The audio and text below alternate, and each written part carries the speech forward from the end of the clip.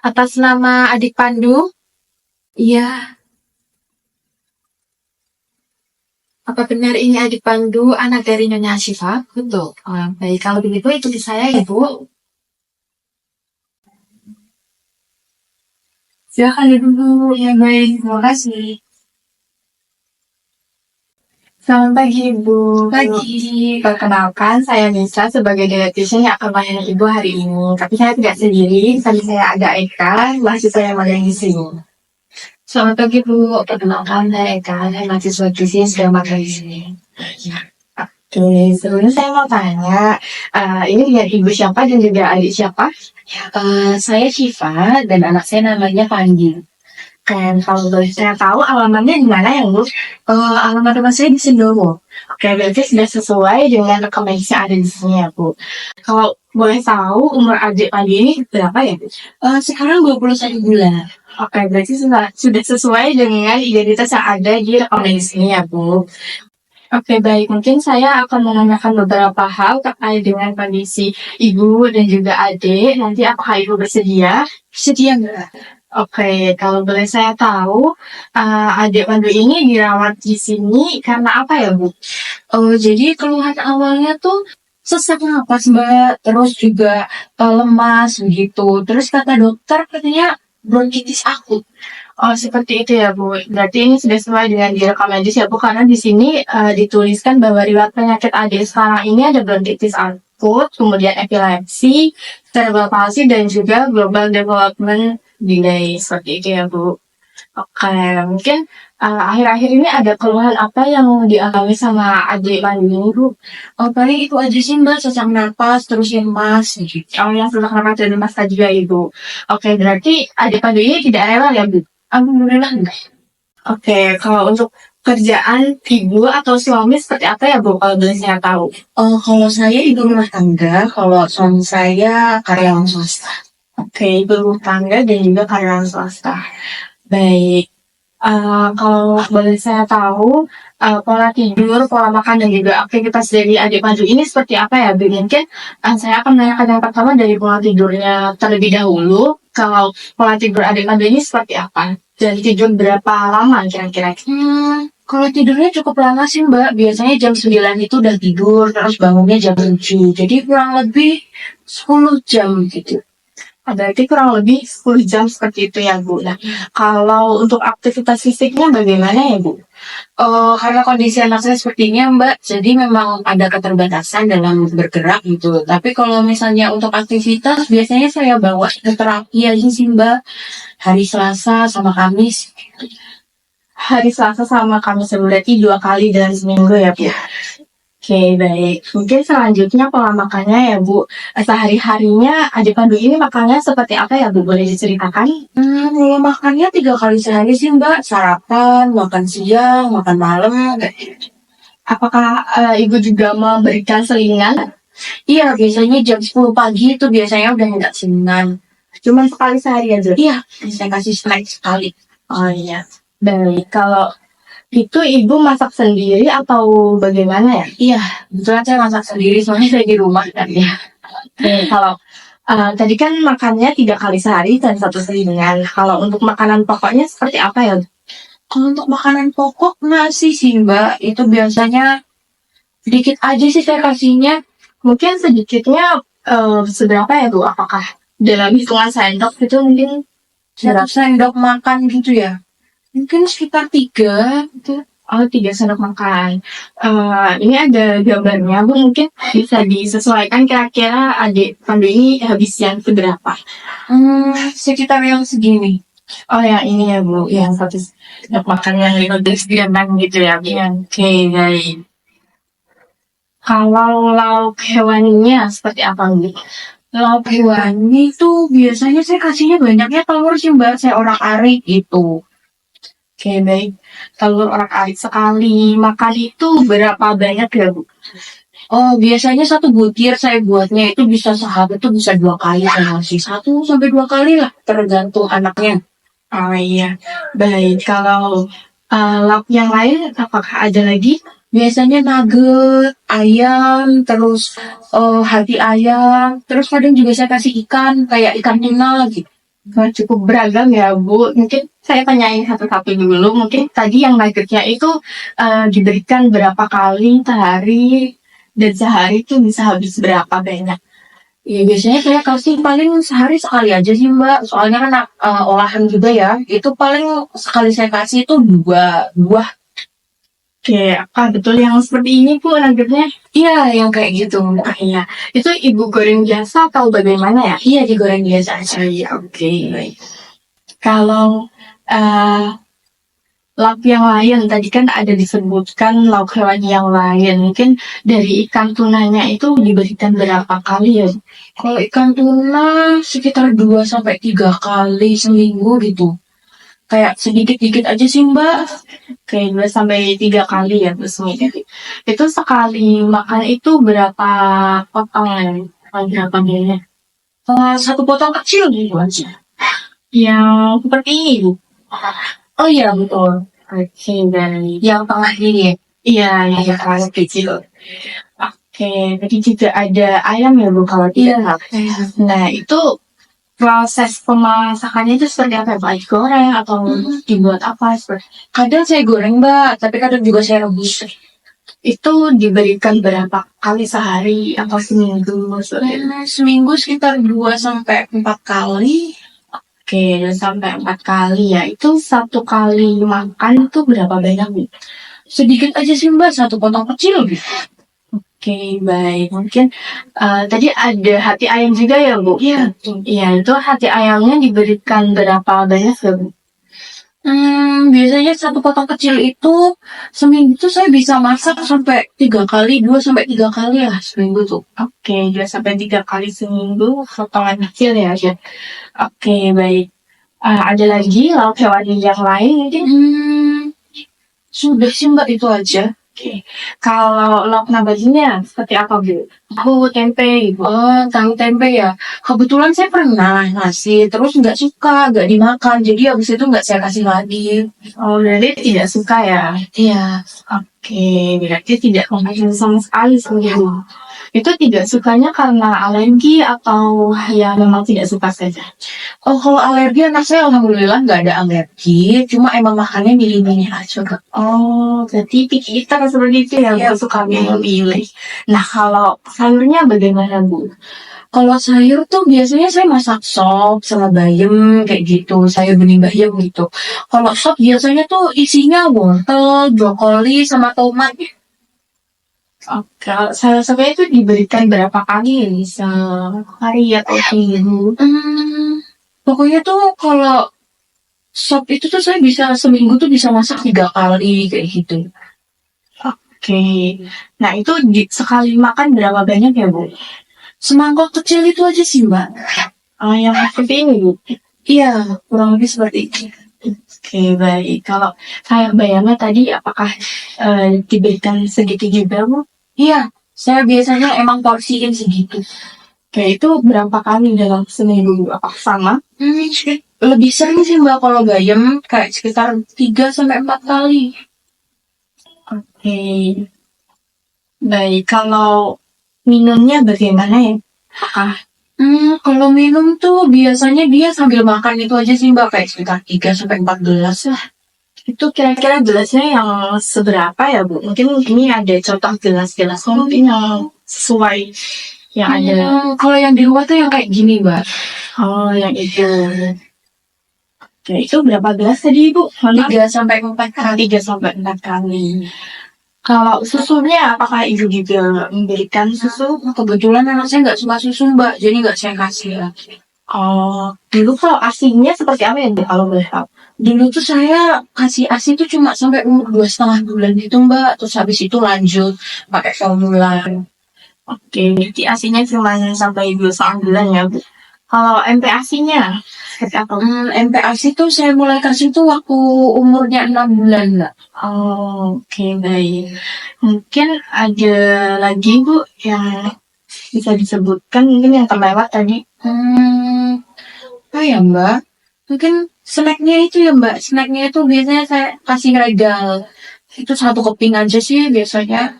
Kita regalnya satu kemping ya. Iya buat ganjel perutnya aja. Terus sekali sehari. Iya. Oke, baik. Mungkin akan saya simpulkan ya, Bu. Mungkin nih, apakah nanti ada yang kurang bisa Ibu tambahkan.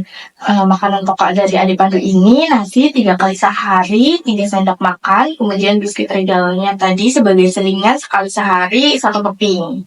Kemudian lauk hewannya ada telur ayam orak-arik 1 sampai 2 kali sehari, sekali konsumsi 1 butir.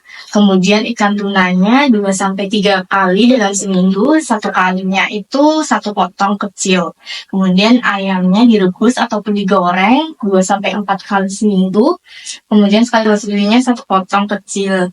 Untuk nugget ayamnya sekali sehari, sekali konsumsi 2 buah, dan juga hati ayamnya 2 sampai 3 kali seminggu, 1 potong kecil juga. Untuk lauk nabatinya, di pagi ini tidak suka. Kemudian sayurnya ada sayur sop yang terdiri dari wortel, brokoli, dan juga tomat. Ini diberikan 3 kali per minggu, sekali konsumsi itu 3 sendok makan. Kemudian sayur bening bayamnya juga 3 kali sampai 4 kali seminggu, sekali konsumsinya 3 sendok makan juga. Nah, untuk buahnya tadi Bu mungkin belum ditanyakan ya, mungkin saya sedikit menanyakan untuk buahnya seperti apa ya Bu?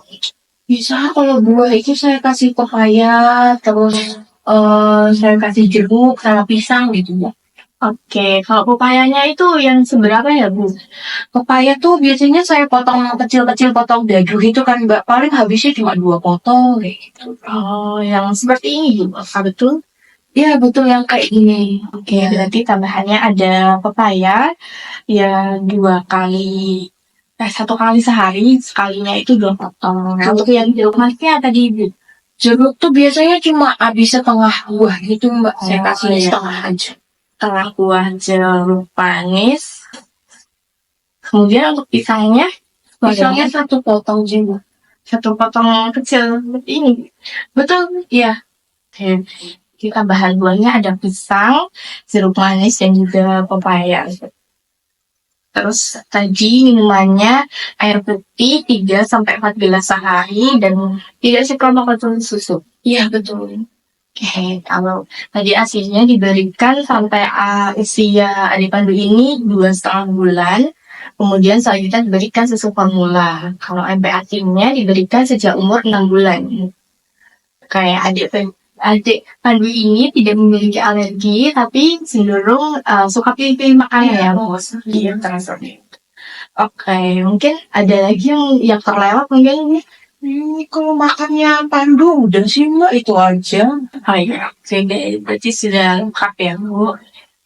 Oke, mungkin selanjutnya adik tadi ini akan diperiksa antropometri dan juga tanda vitalnya ya, Bu. Mungkin nanti bisa dibantu sama Eka. Hai Eka, silakan. Mari Ibu ikuti saya. Mari Ibu.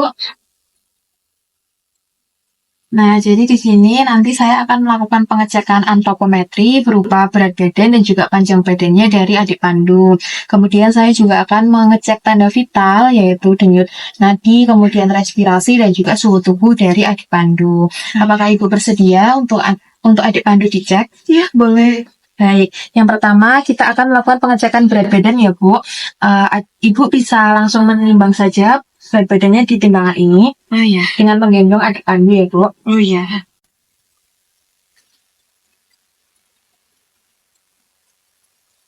Baik, sudah Ibu. Nah, kemudian saya izin untuk menggendong adik pandu.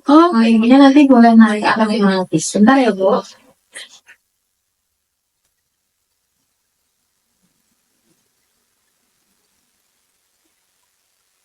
Dan Ibu sudah keluar hasilnya, boleh turun. Dan si Ibu ini hitungnya. Saya sudah beratnya ya, Bu.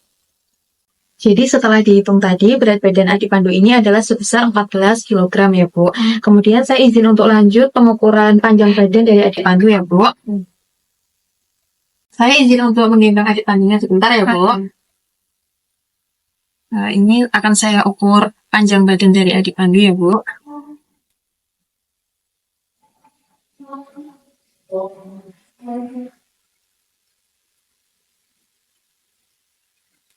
Baik, sudah Ibu, silahkan untuk digendong kembali. Nah, setelah diukur tadi, panjang badan dari adik Pandu adalah 81 cm ya, Bu. Baik Ibu, di sini saya akan melanjutkan pengecekan tanda vital ya Bu. Nanti ada pengecekan suhu tubuh, kemudian respirasi, dan juga denyut nadi. Yang pertama, saya akan lakukan pengecekan suhu tubuh dari adik Pandu ya Bu. Mohon izin. Sudah. Jadi suhu tubuh adik Pandu ini adalah 36,5 derajat Celcius ya Bu. Tidak ada demam, berarti ini masih normal.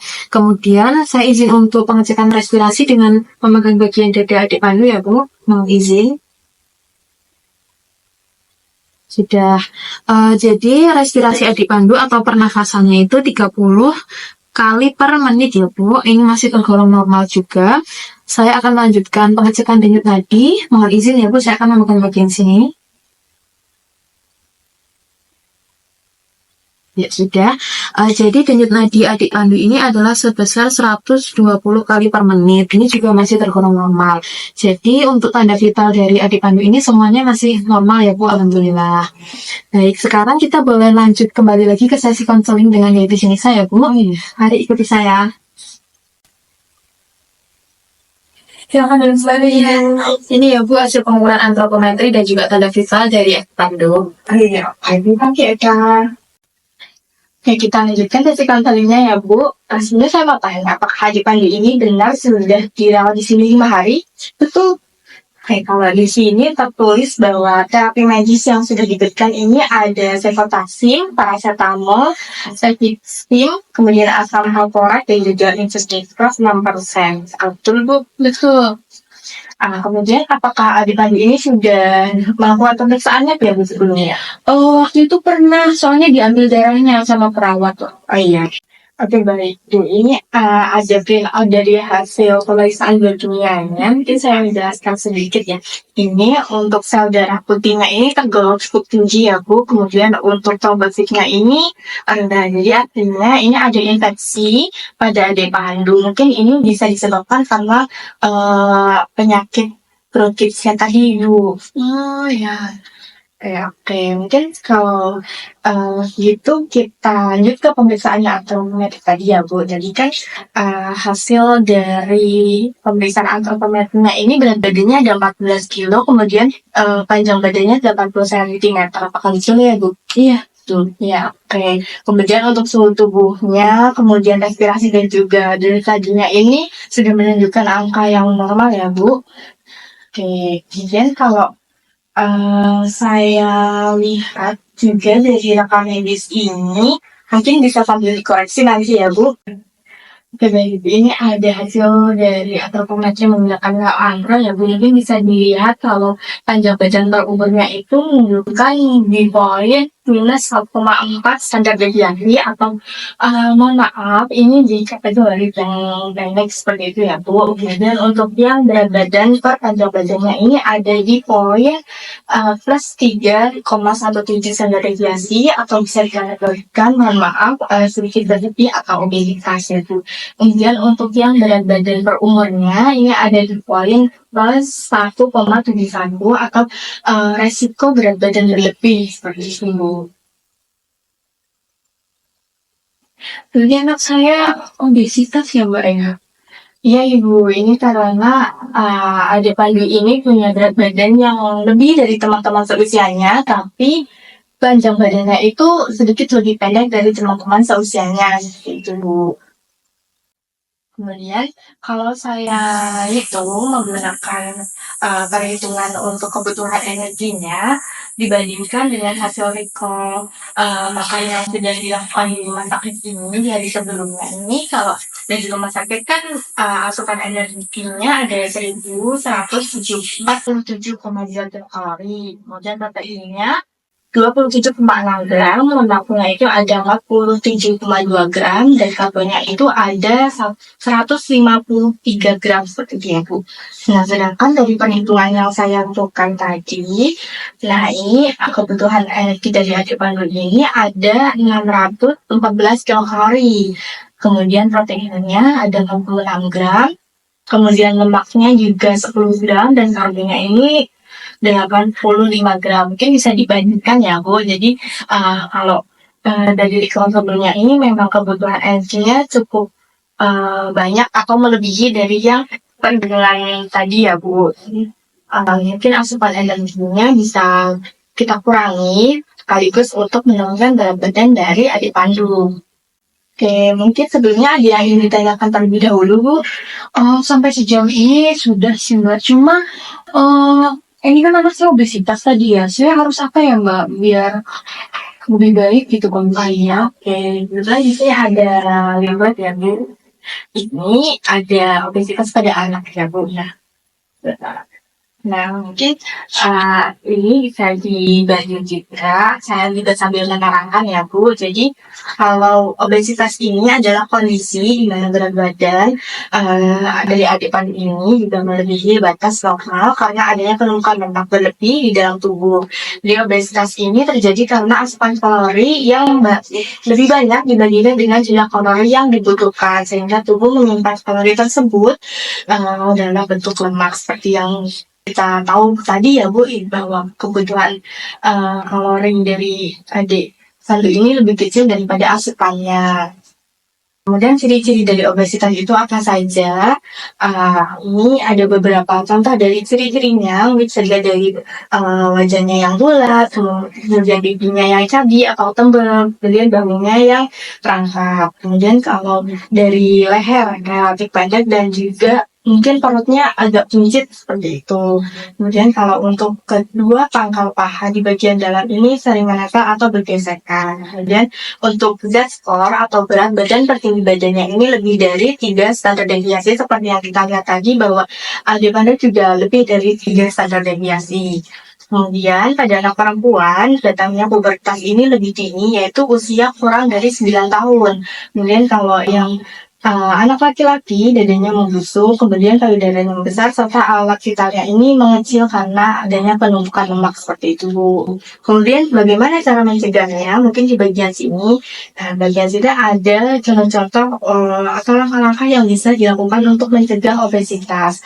Yang pertama ini makan banyak sayur dan juga buah seperti yang tadi Ibu ceritakan juga bahwa makan sayur dan buah dari anak pagi ini sudah cukup beragam Ibu, tapi nanti mungkin bisa lebih divariasikan atau frekuensinya lebih sering dan jumlahnya juga lebih banyak. Kemudian solusi aneka ragam pangan, jadi makanannya yang bervariasi seperti itu. Kemudian ini ada membatasi makanan siap saji, kemudian makanan olahan, jajanan, kemudian makanan sajian yang manis dan juga berlemak. Kebetulan tadi kan selingannya cuma 1 kali sehari saja ya Bu.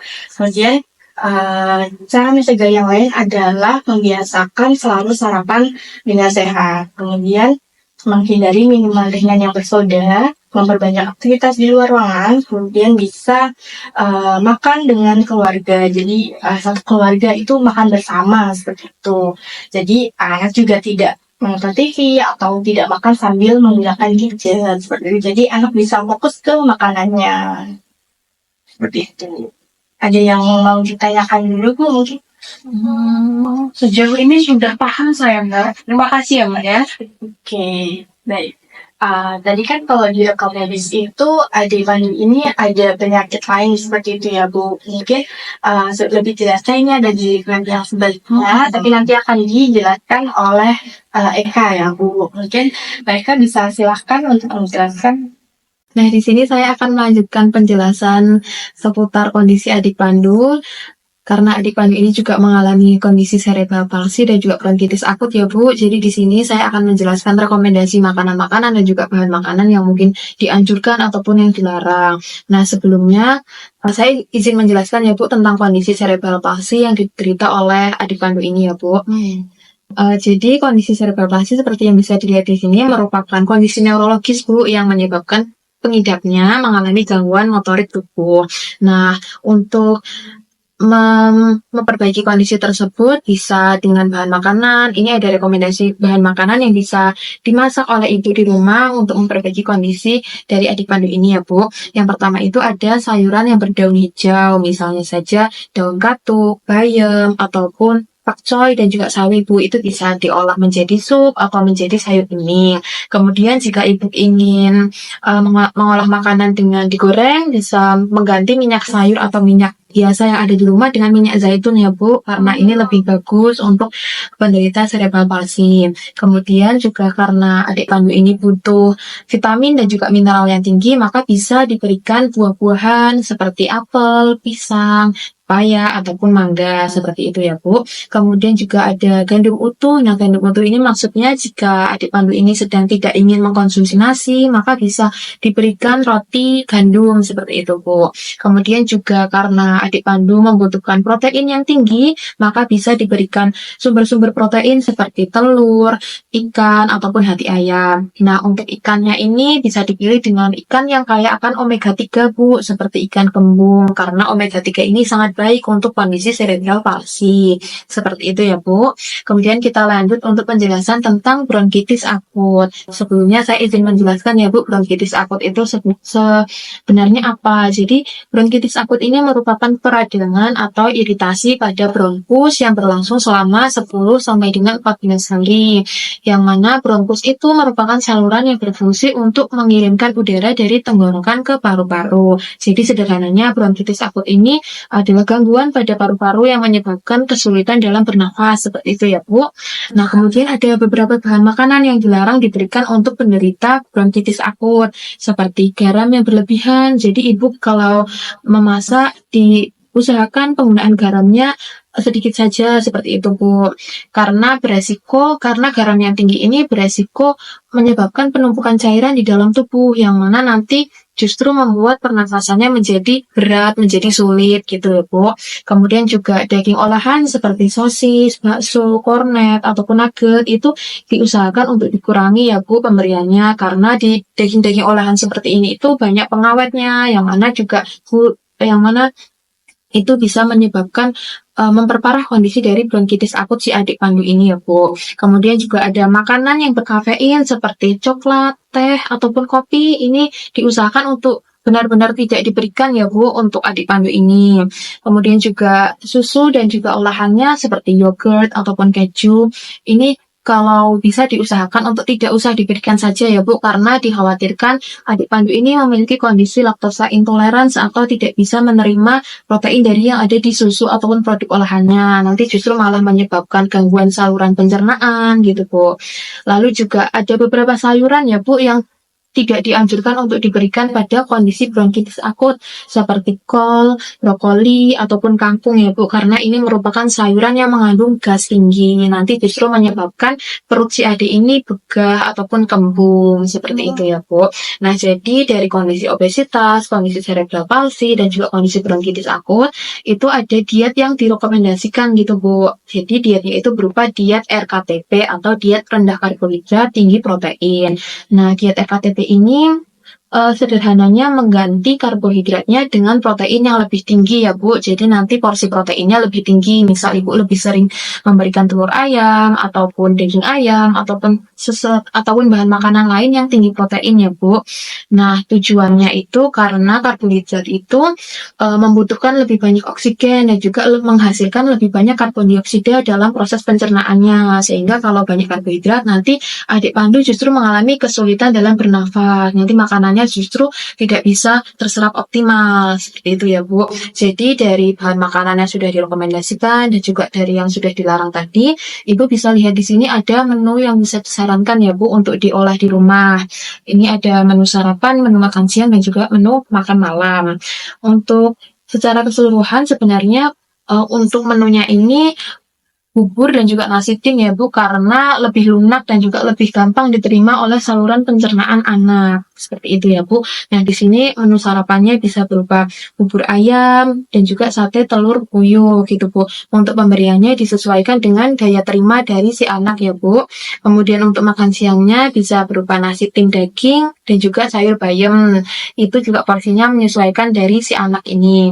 Lalu untuk makan malam bisa nasi ting wortel dan juga kentang serta ayam suwir. Untuk porsinya juga menyesuaikan dari penerimaan si anak ya Bu. Lalu untuk menunya ini sendiri memiliki kandungan energi sebesar 659, proteinnya 34 gram, lemaknya 25 gram, karbohidratnya 70 gram, yang mana kandungan gizi ini sudah disesuaikan untuk kondisi dari obesitas, cerebral palsy, dan juga bronkitis akut yang diderita oleh adik Pandu ini ya Bu. Mungkin sampai sini apakah ada yang mau ditanyakan terlebih dahulu Bu? Sudah cukup jelas Mbak, terima kasih ya. Iya, sama-sama. Mungkin kalau nanti ada yang ingin ditanyakan, bisa ditanyakan ke dietitian Nisa ya, Bu. Baik, kita akhiri ya, Bu, sesi dari penjelasan leaflet ini. Kalau Ibu masih belum ada yang ditanyakan. Iya, baik, terima kasih ya Mbak. Ya, sama-sama, Bu. Oke, baik Ibu, dari penjelasan Eka tadi mungkin ada yang mau ditanyakan lagi. Sejauh yang udah dipaparin tadi udah cukup paham saya, Mbak. Ya, oke, baik. Kalau sudah paham. Mungkin saya mau tanya Bu, kira-kira cara pencegahan obesitas itu bagaimana ya Bu? Mungkin tadi penjelasan. Ada juga kan?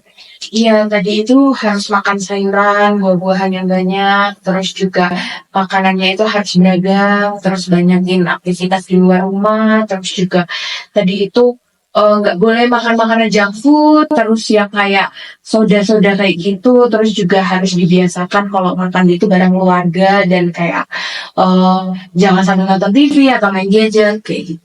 Oke, betul banget ya. Dan disebutkan itu tadi.